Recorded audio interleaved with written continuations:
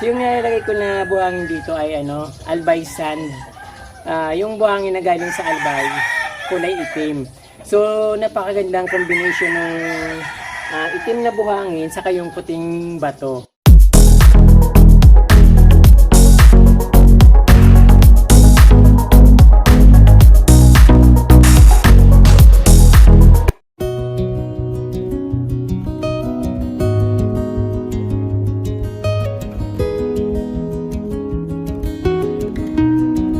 Magandang araw sa inyo mga ka-Promde. Umaraw man o umulan, ito patuloy ko pa rin kayong i-inspired sa aking gardening, sa aking paglalandscape. Dati mayroon akong ditong nilalandscape yung hindi ko pa itinuloy, pero ngayon ginawa ko na. So yun ang ipapakita ko sa inyo ngayon. So ito kahit anong araw, makulimlim, madilim, mainit. So andito pa rin ako ka-Promde. At tuloy-tuloy yung ginagawa ko at tuloy-tuloy ko kayong i-inspired sa aking mga ginagawa. Sana po wag niyo pong kalimutan mag-subscribe at pindutin po yung notification bell para updated po kayo sa aking mga bagong post na videos.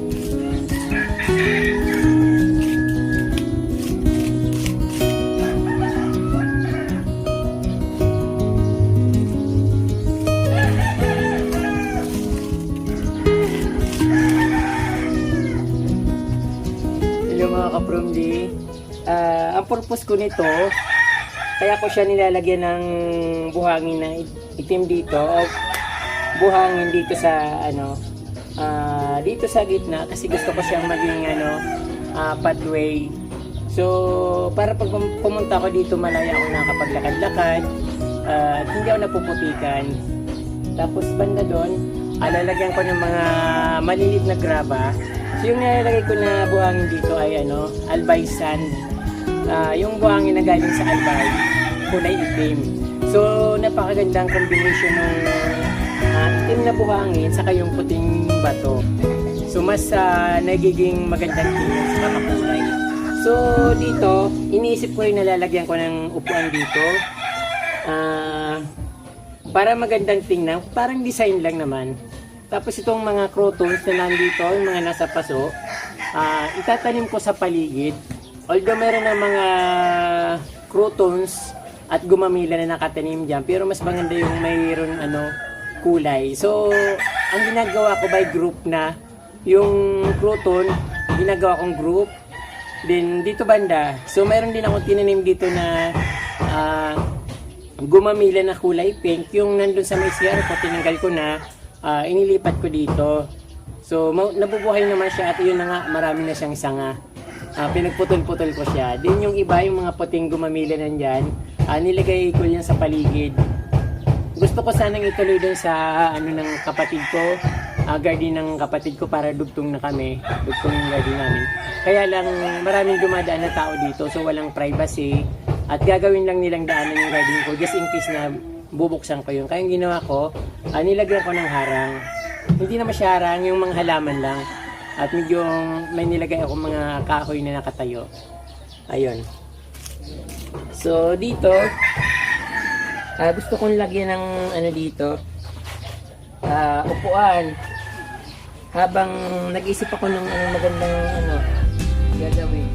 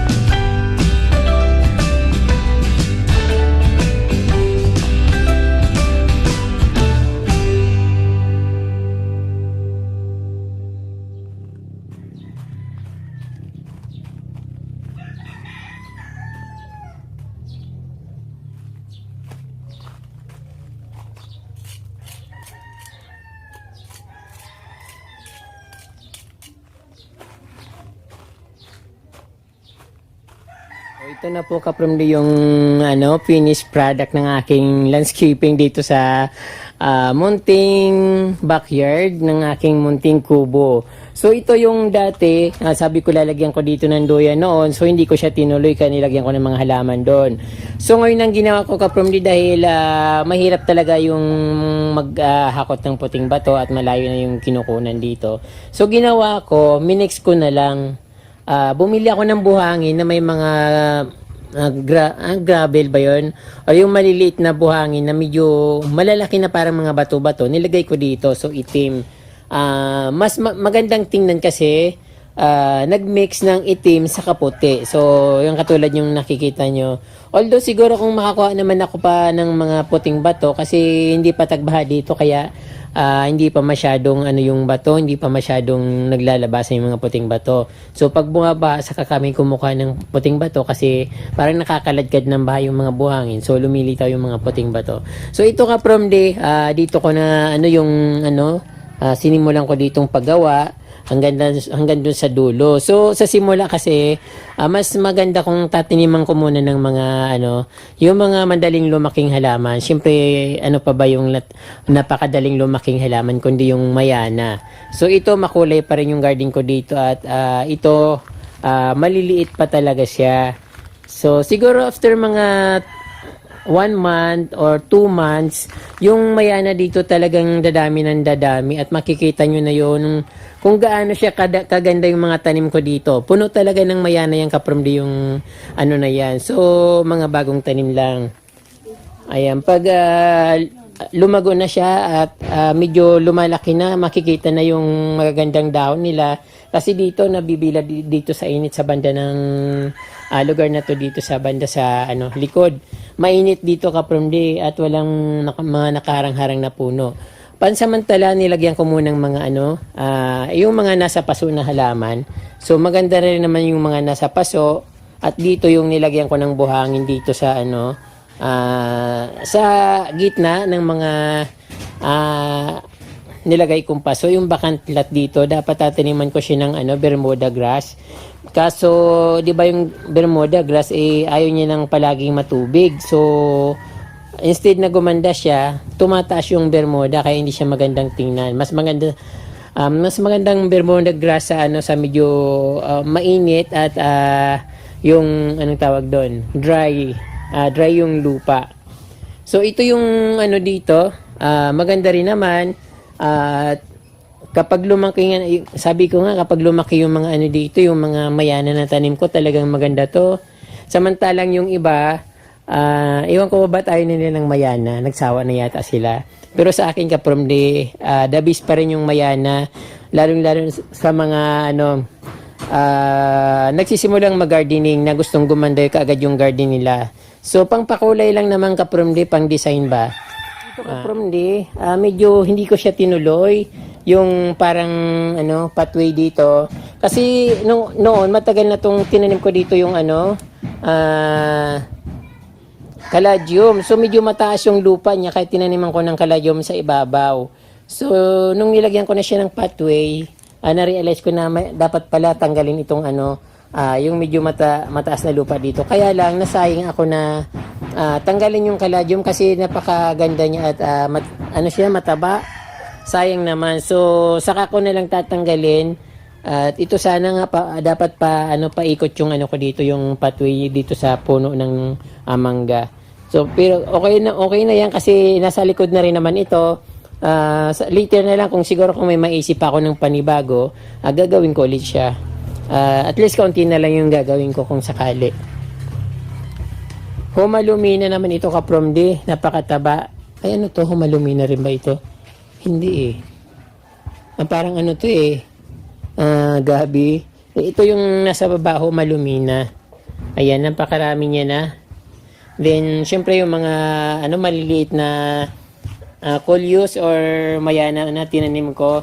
Waiting na ako sa kanila. So, excited na ako makita sila na lumaki. At yun, may mga tanim ako dyan na white gumamila. Anong tawag doon? Pink na gumamila saka yung kalaypa na kulay pink. Then syempre mayroon ako ditong napakagandang Hawaiian tea na orange, green, yellow. Napakaganda niya. Galing yan sa Manila. At binitbit ko lang. Binigay yan ni Ate Doris. Then, ito rin yung mocha. Maliit pa siya. So, pag tinanim ko ito sa lupa, siguradong tataba ito ng tataba at lalaki ng lalaki. Ayun. Meron din na to. Ayun. Then, ito naman yung cattail or buntot pusa na halaman yung namumulaklak ng kulay pula na mahaba. So, hanggang ngayon hindi pa siya namumulaklak. At ayan, tumataba siya ng tumataba.